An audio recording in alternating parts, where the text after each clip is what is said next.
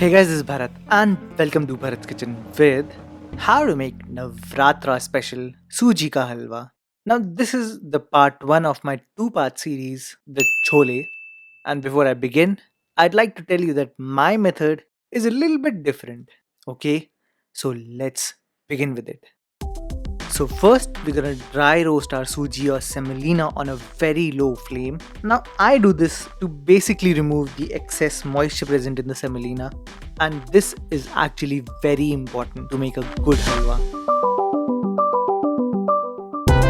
As without proper gelatinization of starch, each and every grain of semolina will not be able to hold enough of that sugar syrup.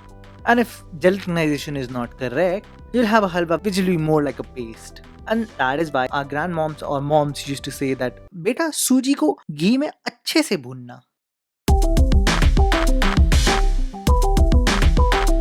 And I do agree with all the moms and the grandmoms out there. But trust me, my dry roast method is a little bit better. Anyways, I'll write all the info I have about gelatinization and the books I referred on my website. And for now, let's continue with the recipe. So I'll continue to dry roast the semolina for about 5 minutes or until it becomes a little bit brown. And remember, you have to keep stirring in between. Look closely and you'll notice the texture of the semolina would have changed a little bit. Now just keep the semolina aside and let's prepare the other stuff that we're gonna need. So I've roughly chopped some almonds, some cashews, and we're also gonna need some raisins. Further, to add flavor, we're gonna need some cardamom powder, but you can use whole cardamom as well. And last but not the least, I'm gonna refresh some saffron or kesar in some milk. At this point, to make the sugar syrup, just take 3 times the amount of water to that of semolina and add the sugar. And now comes the activity part of the recipe. That is, you need to constantly keep stirring. So stir, stir and stir until the sugar dissolves, and when that happens, add the cardamom powder so that the flavor is absorbed by the semolina in the gelatinization process. And that, my friends, is very important.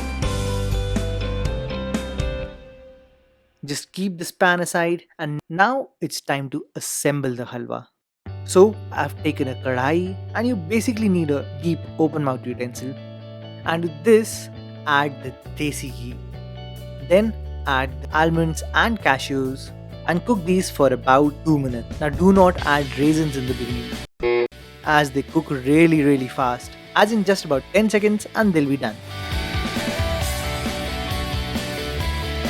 So when the almonds and the cashews start to sizzle a little bit, add the raisins and just in few seconds add your dry roasted semolina. And at this point, keep stirring even though it hurts that you remember your grandmother. Still, the secret will always be to cook the semolina properly. So no matter what happens, keep stirring.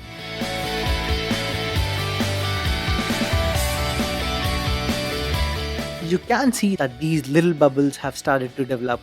Even the color of the suji has changed a little bit. Therefore, this is the right time to add the sugar syrup. So add a little bit first, let it settle, and then add the remaining.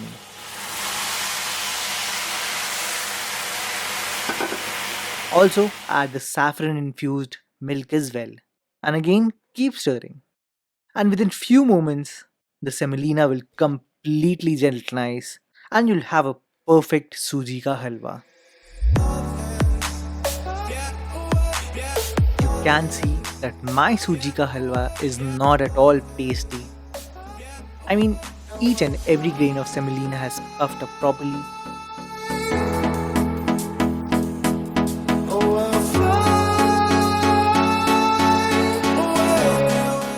But anyways, as always, you'll find all the list of ingredients and their measurements on my website. And if you like this video, do give it a thumbs up.